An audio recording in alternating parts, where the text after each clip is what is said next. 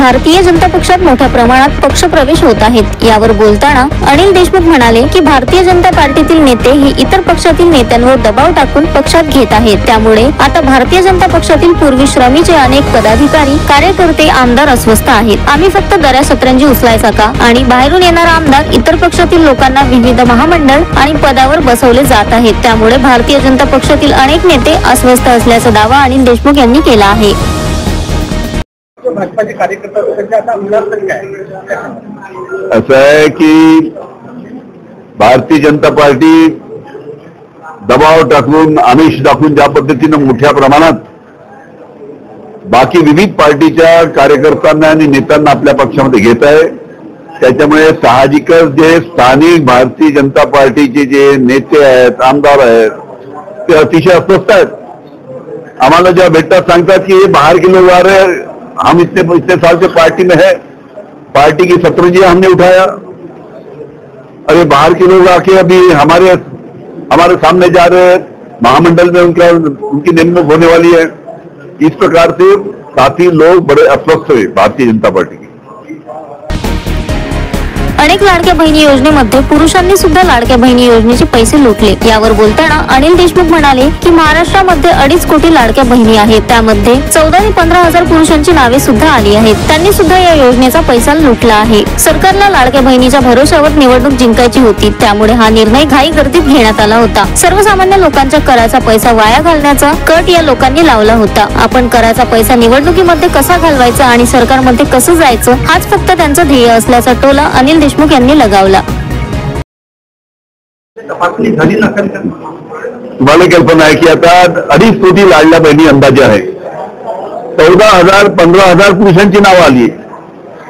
अरे प्रशासनामध्ये आपण शासकीय योजनेचा फायदा देताना त्यात आधार कार्ड घेतो, आधार कार्ड मध्ये पुरुष या महिला लिहिलंच राहतं, पण निवडणूक जिंकायची एवढी घाई झाली होती लाडल्या बहिणीच्या भरोशावर, लाडल्या बहिणीच्या भरोश्यावर निवडणूक जिंकायची एवढी घाई झाली की जनसामान्याचा जो कराचा पैसा आहे, जो सरकारी तिजोरी जमा होतो, तो निवडणुकीमध्ये कशा पद्धतीने वाटायचा आणि कशा पद्धतीनं सरकारमध्ये आपण जायचं, या पद्धतीनं घाई गर्दीत जो प्रयत्न झाला, त्याच्यामुळे अशा प्रकारचे पुरुषांना सुद्धा लाडल्या बहिणीचे पैसे दिले, सरकारी कर्मचारी ज्या महिला आहेत त्यांना सुद्धा लाडल्या बहिणीचे पैसे दिले।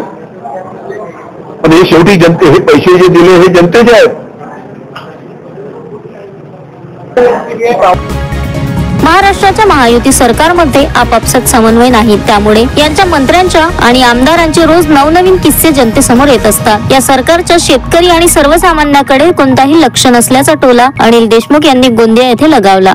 जे आमदार होते त्यांनी त्याच्यामध्ये भाग घेतला नाही। अजित पवारांनी बोलली होती, जेवणाची पंगत बोलली होती, त्यामध्ये भाग घेतला नाही, काय सांगा? असं आहे, भारतीय जनता पार्टी, अजित पवार साहेबांची पार्टी, एकनाथ शिंदे साहेबांची पार्टी, या तिन्ही पार्टीचं सरकार आहे, पण या तिन्ही पार्टीमध्ये काही समन्वय नाही।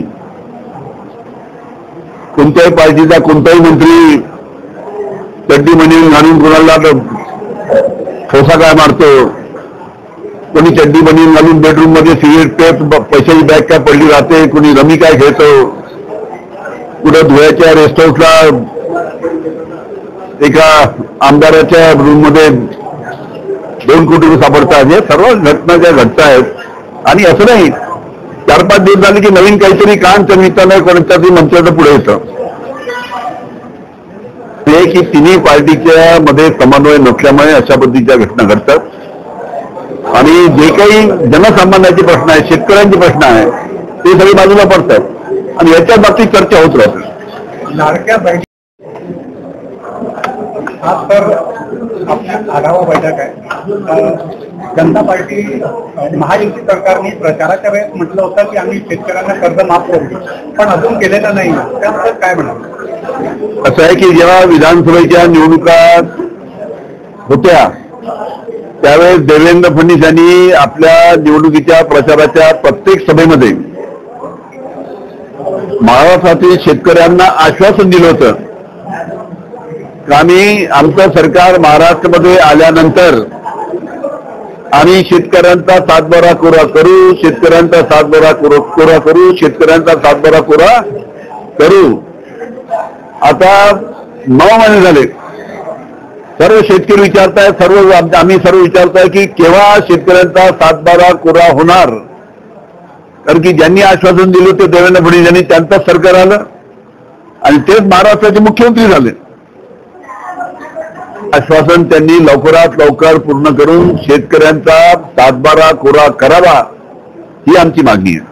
येणारे कोकाटे यांच्यावर आता सुद्धा अजित पवारांनी कारवाई केली नाही आहे. ज्याप्रमाणे आता त्यांच्या आरोप सुद्धा लावले आहेत की काही सेकंद नाही तर काही मिनिटापर्यंत विधानभवन स्पष्ट घेतो ते सांगा. ठीक आहे, सगळ्यांनी टीव्हीवर पाहिलेलं आहे.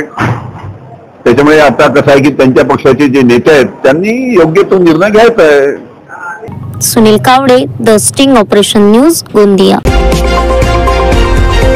द स्टिंग ऑपरेशन न्यूज, सत्याचे दुसरे नाव, अन्यायावर लेखणीचा घाव.